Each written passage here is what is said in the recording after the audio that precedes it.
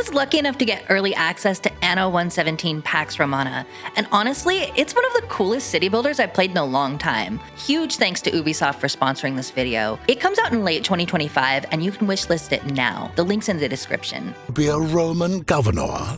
Congratulations! The Emperor himself has deemed you worthy to take charge of these lands.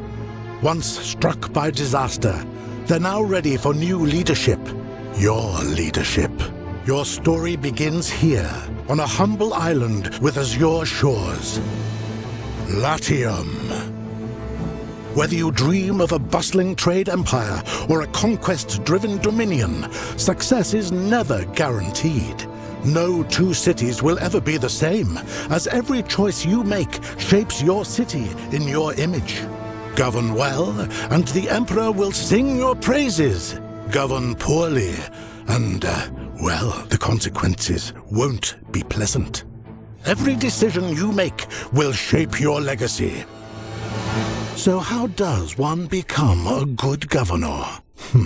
Let's find out. I honestly had quite a lot of fun playing this game. You get to start on a cute little island with a trading post on the coast with one small ship, and your new job title, Roman Governor. Oh my god! Bonam fortunam, Governor. Let's see if you're a spear to bend or to break. Yes? Getting this empire back on its feet won't be easy.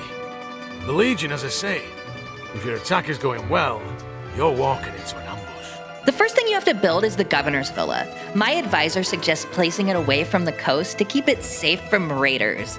So I found a little spot away from the water and put it down. It seemed like a solid place to start. This game is about gathering resources to build up your city and keep your citizens happy. And we have to start with collecting wood, as that's one of the most important things you'll need to actually build up the city. So I'm putting in a timber camp in a forest with sufficient trees surrounding it so that the workers have enough to chop down. Over time, you do deplete these forests, so you have to continue to move them and place them in different areas. But for now, this is what we've got.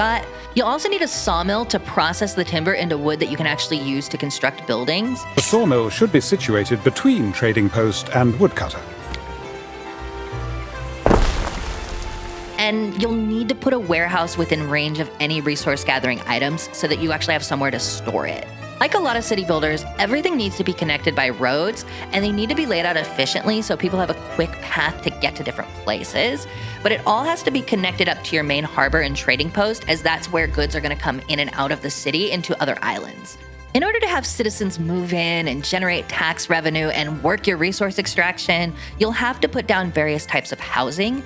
The first level is called a Libertas residence. These buildings are super cute, and you can place them basically anywhere as long as they have access to a road.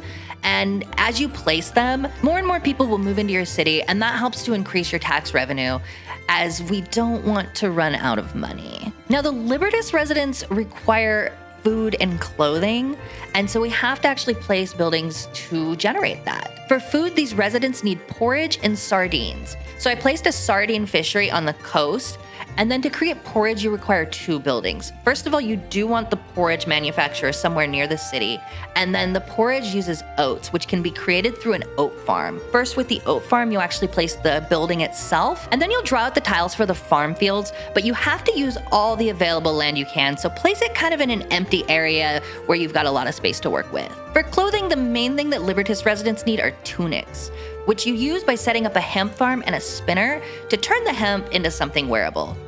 Once all of that was running, my Libertas residents started working in the early buildings, fishing, farming, and cutting timber.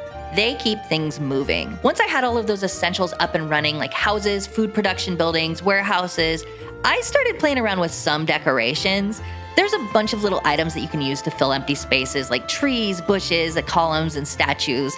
And while they don't affect gameplay, they're honestly just so much fun. Totally unnecessary, but if you know me, in city building, I like to make a cute little city. I love the details, and it just makes everything feel a little more alive. In order to advance your city, you do need to devote some time to science and research. I chose to start my focus on civics so that I can unlock different service buildings and increase the benefit and efficiency of existing buildings. We also have the religion tab, which allows you to choose a patron god. So I picked Ceres, the goddess of agriculture. Her blessings help boost food production, which really comes in handy in the beginning, considering without food, your people will die. Once you're able to meet the needs of your Libertas citizens, you can actually upgrade their homes to level 2, which is the plebeian residence. All our hopes rest on this shining pillar of civilization. These residents require a little more luxury in their life, but they generate a lot more tax revenue. For food, they need bread and garum. Bread comes from wheat farms and bakeries, and garum is made from mackerel, which you fish separately from sardines. My island doesn't really have any mackerel, so I had a hard time actually getting this resource, which really can only be obtained this way through trade. And with plebeians, it's not just about food and clothing anymore. They also need places to worship and educate their children, on top of the tavern and marketplace required of the Libertas residents. Once your population gets big enough and you've unlocked them, you will need some city services. These essentially come in the form of a town patrol or police, a fire department, and medical care. And if you ignore these, you're gonna end up with unrest or fires or people getting plagues. And if it gets bad enough, you'll see some riots where buildings will actually be destroyed. And you'll have to get the riots under control and then rebuild the buildings, which can cost a pretty penny. Thanks to my research, I've unlocked some smaller buildings like a well and a watchtower, super helpful when neighborhoods start to get spread out. I even placed a watchtower near an area where I had quite a lot of riots going on, and the patrol responded way faster. I mean, look at these little guys. They're showing up, making some arrests, and calming down the protest, sending everyone back to work. Justice has been served. Now, it's important to not just focus on your own city. You want to send out your ships to actually explore the world. You'll see the fog of war clear, and then eventually you'll actually discover other islands nearby, which are ruled by different types of governors, each with their own quirks and personalities. Each one of them has a lighthouse, and when you click it, it'll actually show different contracts that they're putting out for resources that they want in trade. I am Lycia Ma, father's a silk merchant. You simply must join us for dinner sometime. Some governors are gonna like you a little more than others, and as you complete contracts for them, you can gain their favor. Oh, I had an idea for a new routine. But I did find one of my neighbors was really happy to set up a trade route with me, so I got that going as soon as I could. The different governors will offer different things like quests, and in completing these quests for governors or various advisors, you'll unlock new things like different ship captains, more powerful advisors that could give you bonuses, or rare resources you might not be able to produce in your own, or even just some money. I always like money. The governor's choice is held as sacral. Eat something, Governor.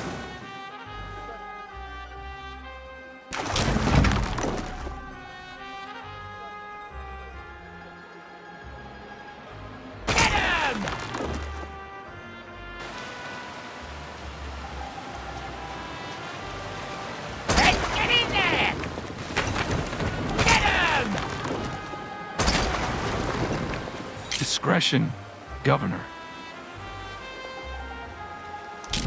Hand him out.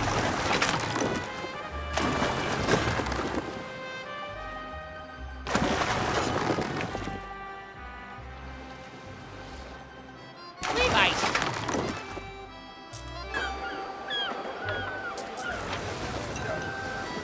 There are so many layers to this game. You're not just managing your own town and building it and watching it grow. You're also building diplomacy across the map. Returning triumphant, and more importantly, unscathed. And if you need to, you can go to war to conquer new territory. But I wanted to have a peaceful existence, really put in the Pax and Pax Romana. So Anno 117 Pax Romana isn't just a city builder. There's so much else you can do here, from food and faith your citizens rely on to trade, tech, public order. It's all up to you. And I want to give a big thanks again to Ubisoft for sponsoring this video. Anno 117 Pax Romana releases in late 2025, but it's available to wishlist now, so you can see my link in the description. I really enjoyed my time playing this game. It's a lot of fun. It's a good, cozy sort of strategy city building game, but there's so much more you can do in addition to just build cities. So if you like it, wishlist it, tell me what y'all think. I'll talk to y'all next time.